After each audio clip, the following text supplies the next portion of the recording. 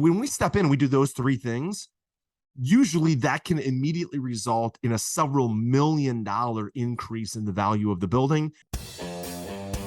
Hello and welcome to Pillars of Wealth Creation, where we talk about creating financial success with a special focus on business and real estate. I'm your host, Todd Dexheimer. Now, let's get to it. Hello and welcome back to Pillars of Wealth Creation. I'm your host, Matt Jones, stepping in for Todd Dexheimer today. And today we have Josh Cantwell joining us. And to give you an idea about Josh, he is the CEO of Freeland Ventures. He currently manages over $40 million in private money, which is deployed into multifamily real estate and apartments.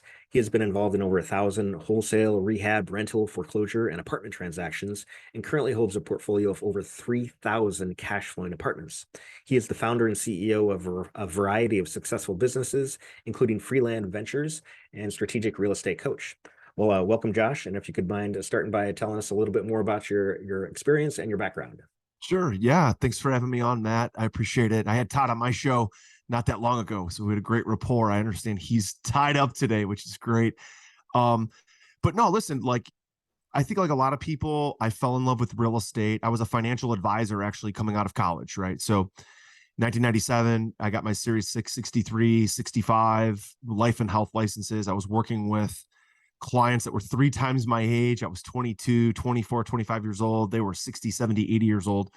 And I realized, Matt, that most of them had a significant portion of their wealth in real estate. They didn't have it in the stock market, even though I was managing their portfolio. So I took notice. I saw they owned apartments, they owned rental properties, they owned strip centers and leased them out. And so I took notice. I started going to events and boot camps and things like that.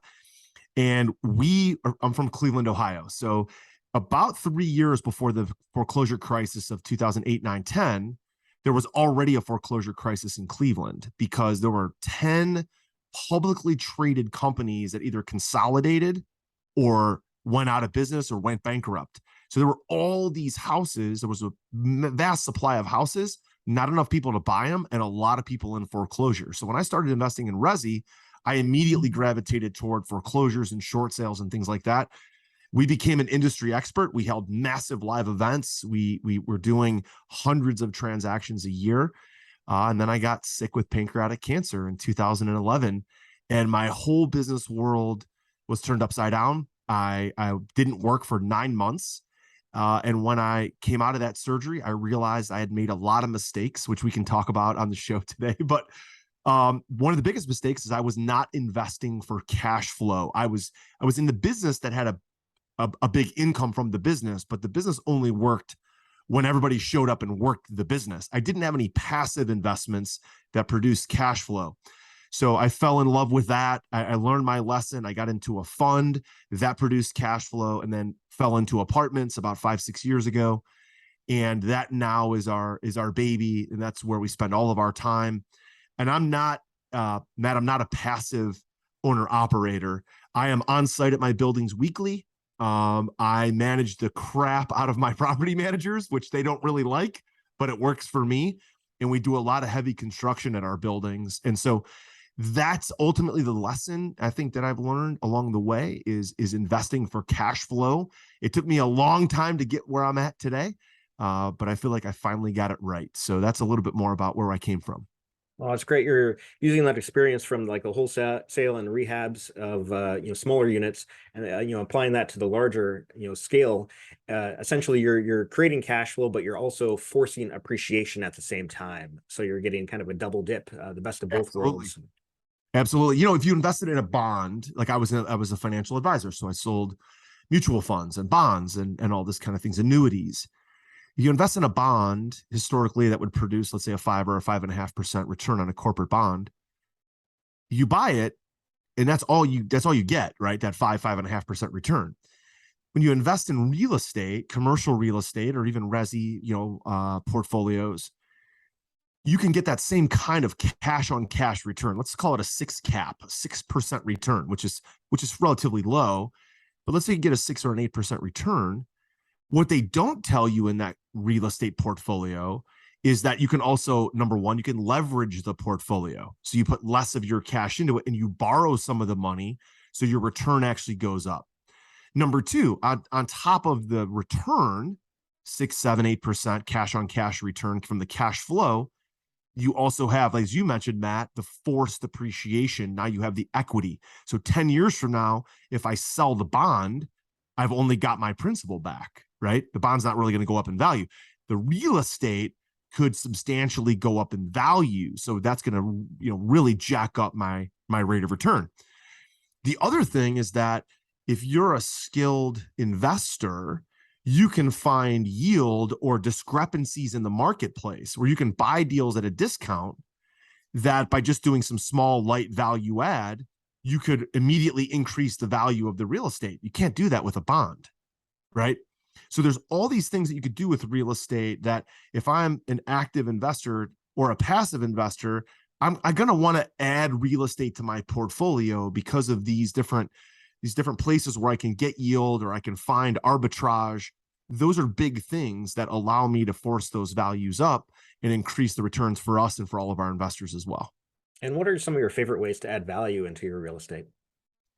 Well, look, man, the first thing I like to do, Matt, is I like to find an owner who, is owned buildings for 20, 30, 40 years, and the guy's already made his money. Okay. We buy a lot of 1960s, 70s, 80s vintage apartments. And in the Cleveland, Ohio area specifically, there's a lot of owners that have owned their buildings for a long time. So they've made their money. They have a very low basis. They have very low debt. And they also don't have a lot of motivation to push the rent. Okay. So we go in, we buy these buildings. They haven't been improved for maybe 10, 15 years. But the immediate easy one is to find these owners that just don't have the motivation that I have, or you have, Matt, and bump the rent, right? Because rents have gone up in the last 3 years with COVID, with this shortage of affordable housing. I can go in and immediately today on renewals be bumping rents by $100 to $300. Now, did I add any value there? No, absolutely not. But I added value to our investors. I added value to our bottom line. I added value to the actual value of the real estate. So the first thing I like to do is look at, okay, where should the rents be versus where are they at takeover? That's an immediate win. Second thing, Matt, is we always improve the commons within 60 to 90 days. So our strategy, I've done this 18 times now. I've done 18 apartment syndications.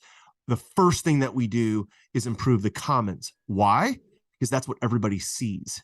So they could live in their unit. Let's say it's a 900 square foot apartment, and they could trash it. It could be a total hellhole. They could have cockroaches and bugs, or it could be the Taj Mahal. It could be something that they really take care of. But what nobody sees inside the unit, right? But what does everybody see? They see that there's dingy lighting in the commons. So we upgrade it to all LEDs. They see that the carpets may be a little outdated, or maybe it's just an old, maybe 10, 15 years old as far as the color scheme. We update that with brand new commercial grade carpets with a great design in it. And of course, we paint the commons immediately. We also go in and make sure that all the security doors, people that live on apartment buildings of ours, and we have almost 8,000 people that live on our apartment complexes, they want to make sure that they're safe and secure. And they're willing to pay a little bit more if all the security doors work, the key fobs work, the keys work, and the windows are in good shape. So all of that is an immediate win that we don't even have to disrupt a resident. We don't have to go into their unit. We can take care of all the commons. That's another immediate win that we can, and now we can justify the rent increase that I mentioned at the beginning. We can really justify the rent increase by taking care of the commons. Another value-added easy way is to make sure that we're onboarding a resident portal. You'd be surprised how many properties we buy where people are still paying manually with checks and money orders and literally cash. They walk into the management office. It's crazy in today's day and age that people are not using some sort of management portal, payment portal, and work order portal.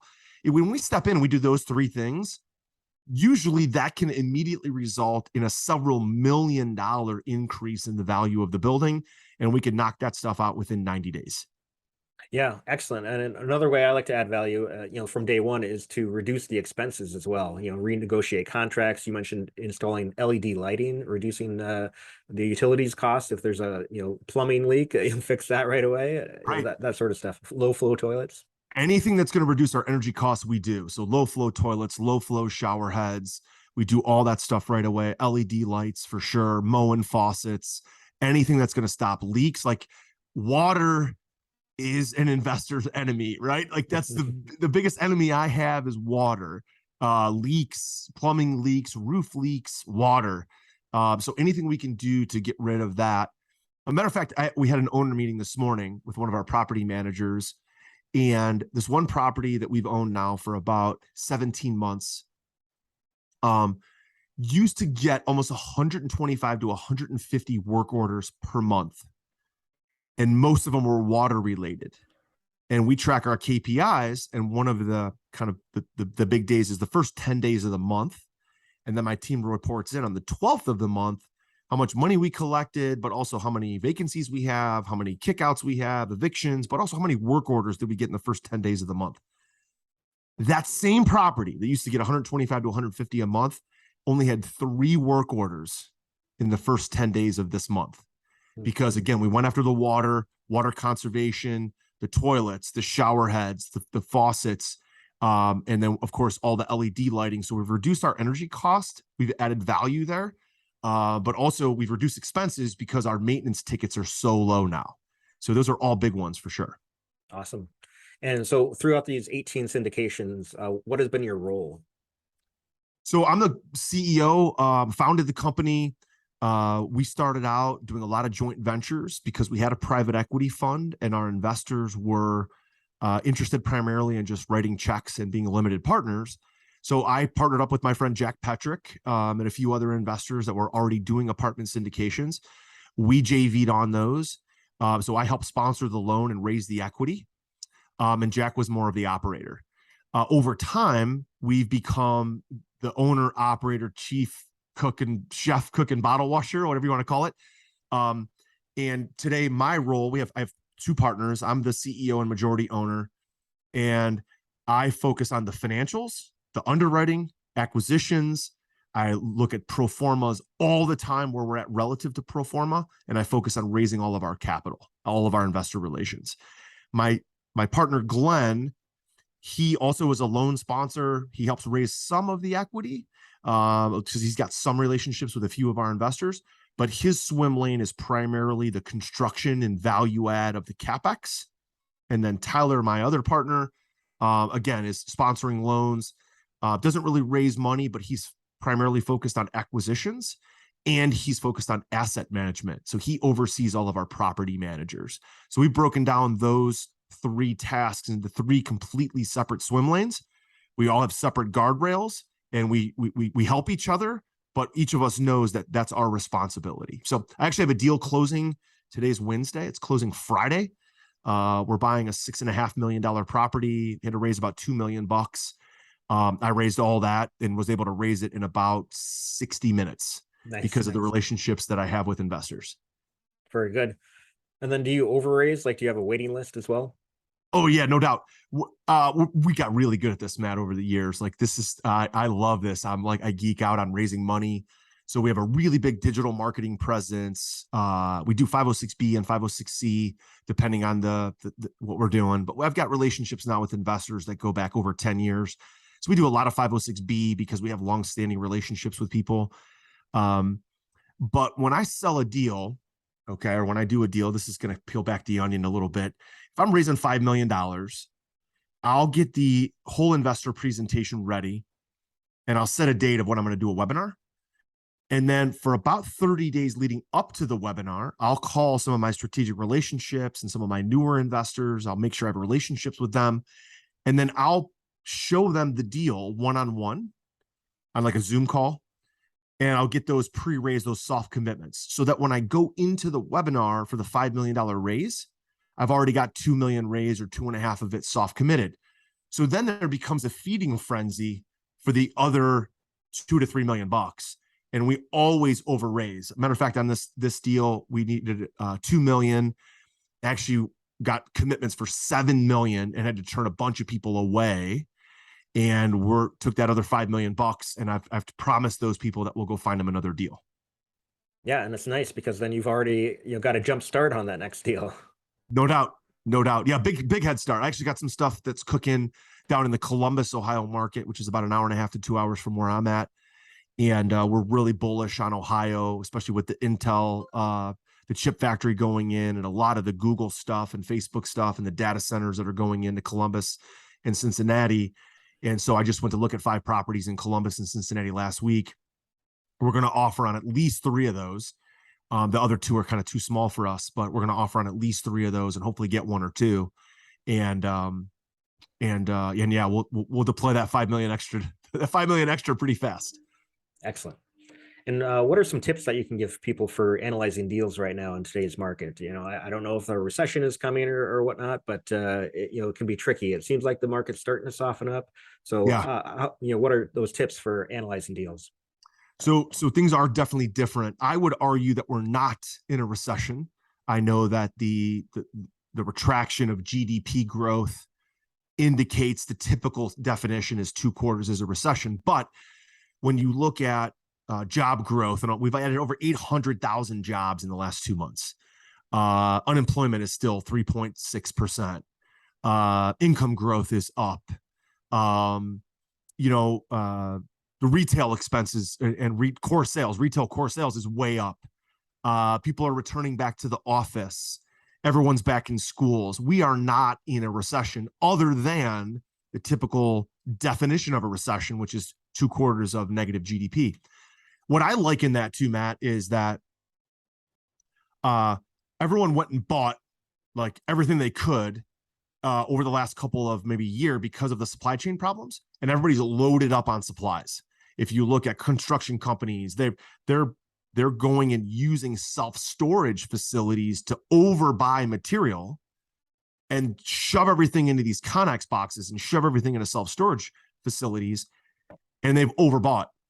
And now there's still supply chain problems, but they don't need to go buy everything they can. So you're actually seeing a reduction in the cost of lumber, a reduction in fuel, a reduction in the cost of steel, a reduction in the cost of concrete. All this stuff is going down. And what I liken it to is you had a store. Imagine a store, let's say you owned a convenience store, and it had all different kind of stuff, bread, ketchup, Gatorade, beer, whatever. And everybody ran in and bought it. And the store looked like it made a huge profit. But now it had almost nothing on its shelves. That's what's happened to the U.S. economy. Everybody went and bought everything. Corporate profits are through the roof. Everybody's employed. There's lots of money, but the supply chain is still an issue. So there's less inventory on the shelves. And so the manufacturers are trying to catch up with all the demand. So the GDP looks like it's actually going down. That's a short-term problem. I think we're going to be in a recession, but I don't think it's going to be for 2 to 3 years from now. Okay. So that's my first comment. Second, is underwriting. Okay. So the biggest thing right now is that if you look at over the last 50 years, cap rates for commercial real estate, other than the 2008, 9, 10, bubble and bust, commercial cap rates have been on a downward trend for 50 years. And there's this yield spread between the cost of money and cap rates. And that yield spread is usually about 200 bips. Okay. So if your cost of money is 5%, then your cap rate is usually 7. If your cost of money is 4, then your cap rate is 6. Okay. Well, what's happening right now is we're seeing the cost of money skyrocket. And that's happened very quickly because the Federal Reserve can do quantitative tightening and can raise the Fed funds rate. Quantitative tightening raises the 10-year treasury, and that raises the cost of capital.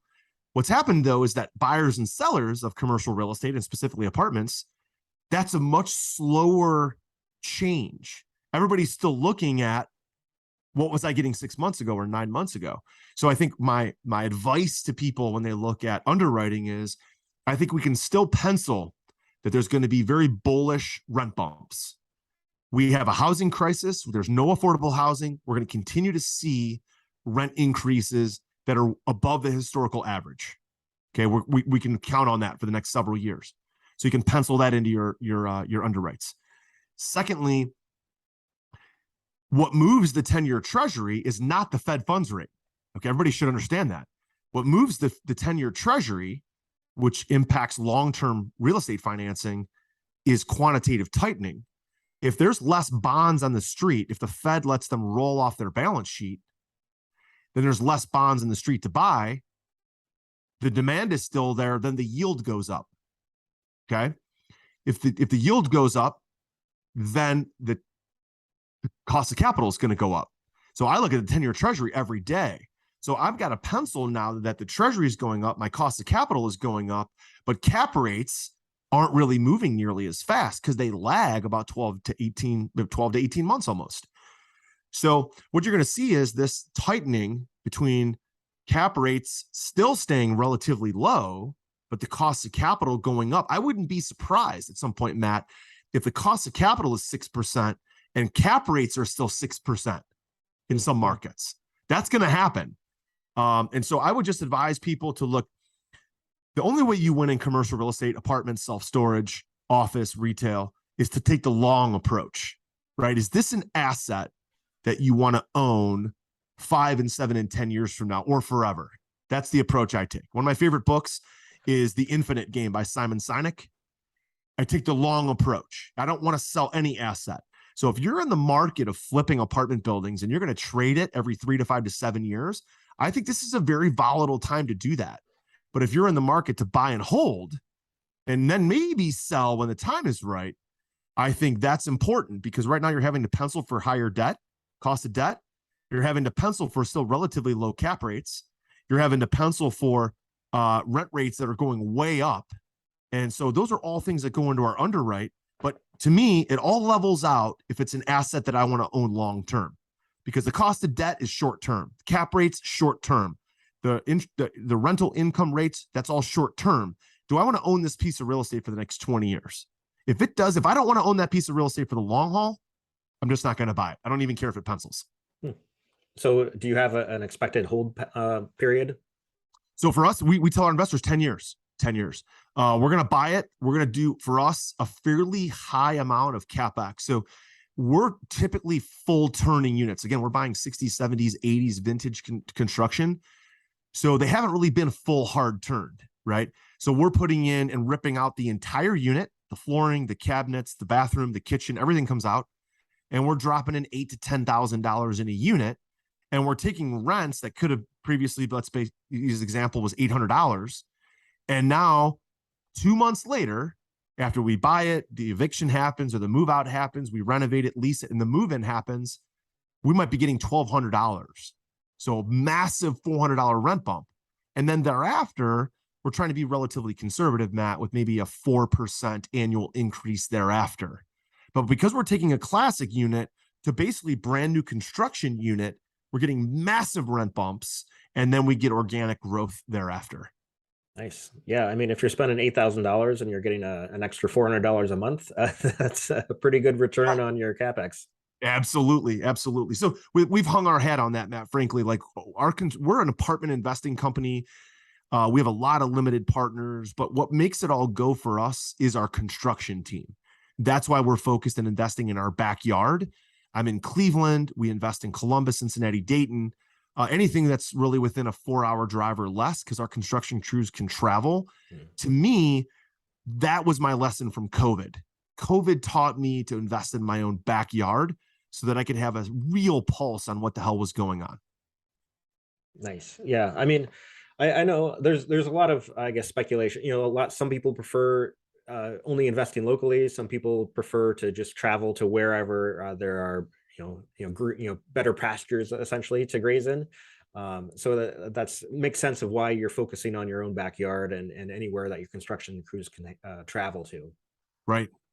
Yep. To me, that's the secret sauce. So when you invest in C-class and B-class assets that are in B-class areas, and you're going to do this massive, what I consider a pretty substantial value add, because when you add in the commons, and whether we're doing windows, maybe some roofs, maybe some boilers, you're going to end up like one of our latest projects is a 300 unit we bought for $16.3 million, and we have a $2.5 million CapEx budget. right? So that's almost 10,000 a unit, but we're only going to we're going to full hard turn half the units, and we're going to kind of make ready the other half. But it's still almost 10,000 a unit total. That's a lot of cash. It's a lot of CapEx, but we're going to be into that thing for about 19.5 million when we're done. It's going to pencil out to be worth about 27.5 when we're finished. Right. Then you asked me what the hold time was. Our plan then is in about 4 years to refi, give our investors back all of their principal. They've earned a pref return for that 4 years. And then everybody owns equity in that deal in perpetuity. And we plan on holding it for a long, long time to create some long-term income. Oh, it's free money at that point. So forever passive income, baby. That's what the shirt says. Oh, nice, nice. Yeah, I mean, cash flow cures all ills. I mean, even if there is a recession, and I agree, sooner or later there will be. I see that there's a strong economy still right now, but if you have cash flow that can continue to keep on, providing you cash flow throughout a downturn, you can hold on to that property indefinitely and ride it through to the other side.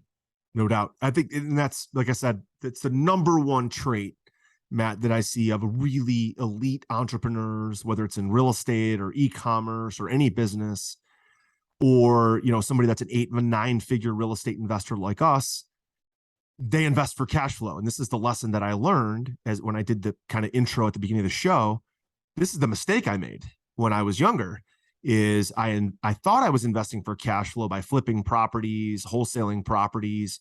And, we owned a brokerage firm. We were earning realtor fees and those kind of things, but it wasn't an asset throwing us off cash flow. That was a business we had to work in that produced cash flow. So it's a difference now. Now we own assets that we just collect the rent, we pay the bills, and it throws us cash flow. And you'll never, never, never go wrong if you can do that and do it as fast as possible. Do it right now. Invest for cash flow right now.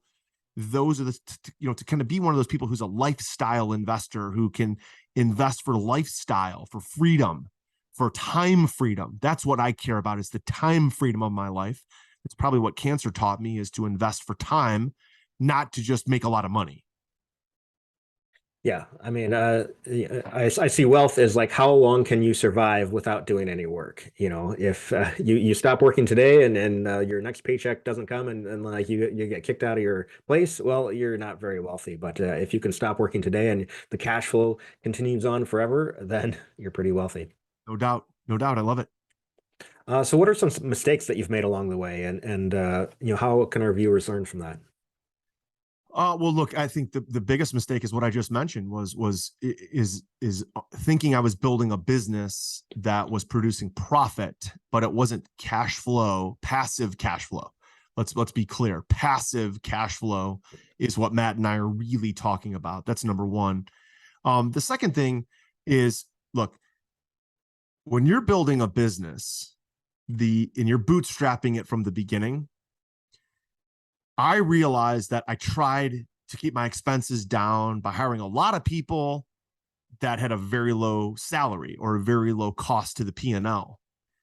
Today, I have a relatively small staff for having a $300 million portfolio, but I have very expensive, you would say, salary for those people who absolutely kick ass. So everyone talks about, hey, hire A players, hire A players, hire A players. Sure, but the mistake I made is that I thought I could take a B player or a C player and I could train them to be an A player. I thought I could muscle it, I could fix it, I could train them.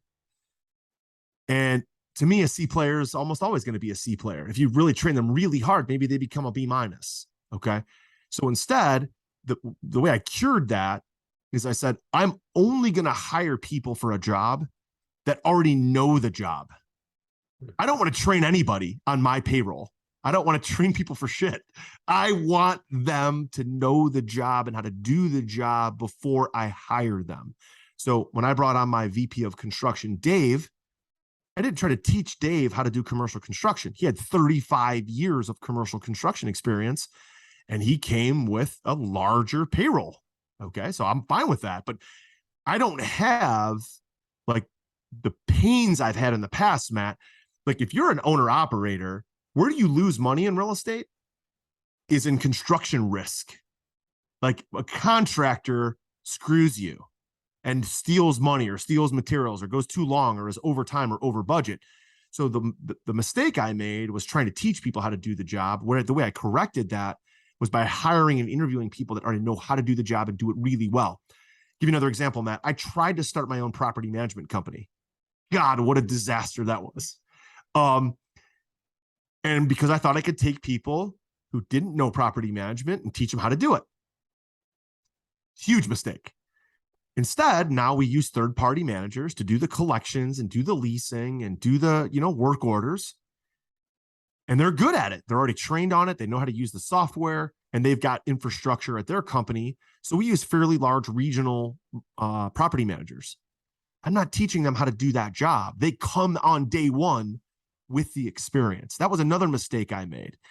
The third mistake I would say that I made is, again, as a young entrepreneur, is I thought I could basically muscle the business. And you can muscle a business. I think you can muscle a business to 5 million in revenue. You just work really hard. You work really long hours.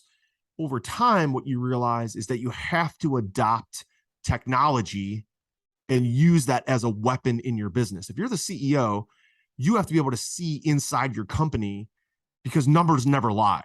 So making your team adopt technology and software is hugely important. And so what we say now, Matt, is we tell our team, if it's not in the software, it didn't freaking happen. Okay.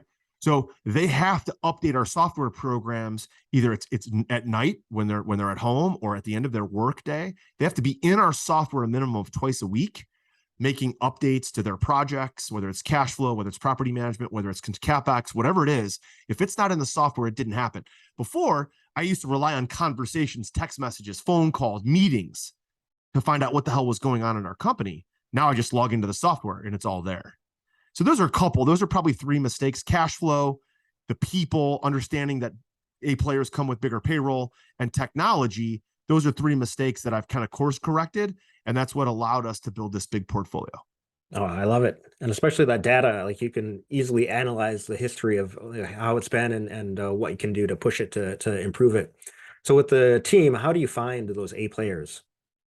Honestly, we've outsourced it for the most part. I don't have the time for it, nor do I have the skill set to find them. So I bring in headhunters that can bring us lots of talent, and we pay the headhunter. A lot of times headhunters will cost, they're pretty freaking expensive. They'll cost anywhere between 15 to 35% of the person's first year guaranteed salary. So if I'm hiring somebody that's going to make 150 grand, that could cost me $15,000 to $50,000. But that person is highly vetted with an incredible resume that's been through numerous interviews. And so I know when I offer them, and then I make sure that the headhunter also has basically a give back. If that person doesn't survive 90 days or 180 days, that the headhunter is going to credit me back that fee for the next hire. So I've had to use headhunters because I just don't have all of those A players in my own network. Yeah, that makes sense. And it's a lot less hit or miss. Like if you just put a post on Facebook or LinkedIn or something, hopefully you get somebody good, but you never know. Especially now. I mean, there's 5.2 million jobs out there right now that are not filled. So there's a lot of good talent, and that good talent is working. They are working and they're getting paid really well. So if you want to steal an A player from a company, you got to have somebody that knows how to play that game. And that's typically a headhunter. I love it. All right. What are some, like a book or two that you've really enjoyed that our listeners might enjoy too? Look, man, I'm a geek for books. I'm on Audible all the time. I listen to it every day when I'm at the gym.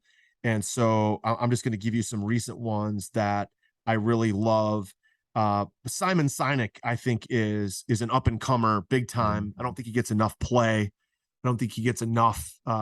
So The Infinite Game by Simon Sinek, Start With Why by Simon Sinek, those are great. The Power of One More by Ed Mylett is fantastic. My friend Justin Donald wrote the book Lifestyle Investor. And I would recommend that book to anybody who's more of a limited partner, anybody who wants to just invest, write a check, and get cash flow, like Matt and I talked about. And we're actually featured in that book. The Lifestyle Investor is a New York Times bestseller. Sold over 50,000 copies in less than 2 years. Justin's a personal friend of mine. He's been on my podcast, and he actually features us in the book. So Lifestyle Investor, but not because I'm in it, but because I think Justin's done an incredible job of kind of showcasing deal flow and different types of deal flow, real estate, e-commerce, life insurance plays, different types of mobile home parks that limited partners can invest in, and how to underwrite that stuff and how to understand what you're investing in, and then how to write smart checks and keep your money out of the stock market. And this goes back to what Matt and I talked about at the beginning about investing in a bond. And that could have been just as easily been a stock example. You get an 8% return on a stock or 10, but you don't have all those things I mentioned: leverage, equity. Justin does a great job in the Lifestyle Investor of really showcasing different types of deal flow that many people wouldn't think about. So those are a couple there, Matt. Excellent. And have you ever read the book Who Not How? Oh yeah, no doubt. That's one of my favorites. So Dan Sullivan, actually, Who Not How. Yeah, that's Dan Sullivan. That's Dan Sullivan and his co-author. I couldn't think of his name. So I actually been studying Dan for 20 years. I think he's a freaking genius. And I've adopted most of his entrepreneurial strategies into my life. And Who Not How, again, you look at, could I have learned commercial construction? Sure. That's the how. But instead of the how, I went after the who, which is my VP of construction, Dave. And that's made my life so much easier. I sleep better at night because Dave is on my team. So that's a real example of who, not how, for sure. Excellent. It allows you to scale too, to bigger than, like, if you tried to do all this stuff yourself, like, you wouldn't have the payroll to cost you, but you're not able to do it as well as what these other people can do for you. For sure. And the beautiful thing is you got to just find ways to pay for it. You got to get creative. So Dave's salary is paid for out of the CapEx budget. It's not coming out of my pocket. It's not coming out of the deal. It's coming out of the CapEx budget. So when we submit budgets to our lenders and they're giving us money for construction draws, one of the line items is construction salaries. So in the past, I thought, well, I have to hire Dave and pay him out of my profit or out of my pocket. Not doing that at all. The bank is actually happy to reimburse us for the cost of our construction team. We have actually 4 administrative staff on our construction team. We have an $8 million CapEx budget right now, Matt. It's a massive budget. So we got 4 people that are not even in construction. They're in the admin side of the construction business, including Dave, and the lenders pay for it. They help us offset it because it's coming out of the draw. Excellent. So, one thing we ask all of our guests, what are your 3 pillars of wealth creation? Well, look, I kind of talked about them because they were mistakes that I made, but here's what I would say is wealth creation. Number 1 comes from investing for cash flow now, meaning I write a check for $100,000. Let's say I get an 8% pref or a 10% pref on that. I can count on that. It's very consistent. And then I take that and I take the $8,000 to $10,000 profit. I still have the equity in the deal, and I can invest the $8,000 to $10,000 in the next deal. So I create a second cash flow from my very first investment. So the first thing is that wealth creation is created by stacking income stacking, taking the same dollars and getting multiple paychecks from the same principal. That's number 1. Number 2, I think that wealth creation happens, Matt. The biggest leverage that any entrepreneur or investor has is themselves. If you only have $5,000 right now to invest or $10,000 to invest right now, putting that money back into your own self-development, that's a pillar of wealth creation. You have to reinvest in your own knowledge, your network, the people that you know, what you know. You've got to reinvest money back into yourself. That's the second one. Third one, which I think a lot of people think would be a little bit different, would be that, look, the best way to learn and create wealth is to teach. Okay. So I've always adopted for the last 20 years, anything I was learning, I was also going to teach it. Maybe not as good as the guy I'm learning from, or maybe not as fast, or maybe not at the same level, but I've always found myself in the middle. I was not always the professor, but I also wasn't the student. I was in the middle. I was learning and teaching at the same time. So even today, Matt, as we talk, I feel like even though we own all these apartments, I feel like I'm still learning every day. I'm listening to other people's podcasts. I'm reading other people's books. I'm going to other seminars. I'm listening to Zoom calls, listening to podcasts. So I'm learning, but at the same time, I'm teaching. And that is, to me, a pillar of wealth, in that I'm able to not only build my network, build my deal flow, but I'm also at the same time, I'm sharpening my skills, because I want to keep up with the people that are ahead of me, and I want to stay ahead of the people who are behind me. And that's forcing me to level up as an entrepreneur and as a leader. So that, again, is a little maybe different than what a lot of people think. But I think I have had a lot of success because I'm not just always learning. I'm learning. And then when you teach it to someone else, like, you got to make sure you got your crap dialed in if you're going to teach someone else. And that's helped me be really, really good at what we do. Yeah, the fastest way to learn something is to have to teach it. And, all the top performers I've talked to at every single level, they're always focused on learning and growing and becoming better versions of themselves. No doubt. And I think, look, if, like, I'm a volleyball coach, I coach club volleyball, and I didn't grow up playing volleyball, right? I actually played college football. I played football, basketball, and baseball in high school. I had no volleyball experience at all. But today I love coaching volleyball because when I'm in the gym, I'm like a gym rat. I'm watching the guys that have been around volleyball for 20 years, that played it, that coach high school, that coach college, that coach club volleyball. I'm watching how they run practice. And then I'm using those skill sets to run a better practice for my own kids that I coach. It's no different about investing or real estate or anything else. By watching other really high performers, it doesn't mean that you have to just sit and wait. You can teach it to somebody else that's maybe starting from a newbie level. I think that's really important. Awesome. All right. Well, is there anything else that you'd like our listeners to, know about you and what you have going on? Look, man, I think the last thing I would want to say is because I'm a pancreatic cancer survivor, right? I was diagnosed with pancreatic cancer 11 years ago. I was given about a 6 to 8% chance of living. I had a massive surgery. My surgeon, Dr. Matthew Walsh, basically saved my life in the operating room. Is that there is no guarantee of tomorrow or next year. So I look at my life two ways. Number one, I invest for the super long term, the infinite game. But I make plans for only the next 12 months. Like, I invest for the long term, assuming that I'm going to own assets forever. But I am looking at growth in the next 12 months. I don't have a 10-year plan. I don't have a 5-year plan. I have, a 1 year. Here's what we want to get done this year.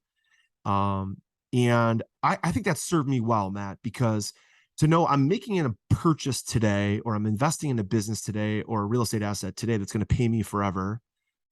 But to know, like, I've got a very short window of what I want to get done. I'm not giving myself 5 years to succeed. I'm giving myself 12 months or less to get a whole bunch of stuff done.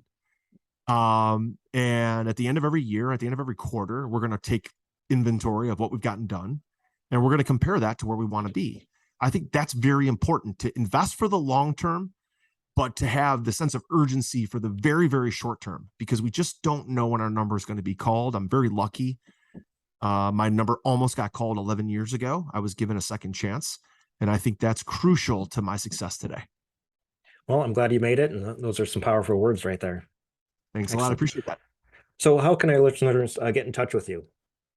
Yeah, just go to our main website, freelandventures.com/passive.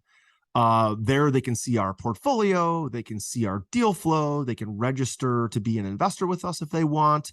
They can see our bios and a lot of our YouTube videos, but that's the best place. That's everything we've got is on that main website, freelandventures.com/passive. Okay. And I'll put that in the show notes so they can easily get in touch with you. Awesome. Appreciate that. Great. Well, thanks so much, Josh. And you have a fantastic rest of your day. Thanks a lot, Matt, for having me on. I really appreciated it. Thanks. Hey, thanks so much for listening. I appreciate you being a loyal listener.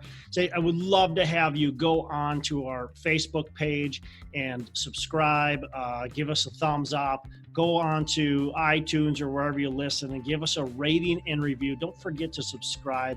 Your rating and review just helps us push this out to more and more people and continue to grow our audience and hopefully positively affect a ton of people out there that really need this and want this. So the other thing I've got for you is a free ebook on my website. So go on to venturedproperties.com, and download our free ebook on real estate and on syndication. And I've got some data points in there, some really good stuff for you. So I'd love to have you take a look at that. It's free. I'm not expecting anything from it. And also, look, if you want some help in multifamily, want some help learning, growing, getting your business off the ground, I would love to talk to you about what it would look like to work with me potentially and see if that's a good fit. So you can go to coachwithdex.com and check that out, and we can definitely have a call. Thanks a lot for listening. You make it a fantastic rest of the day. I'll catch you on the next episode.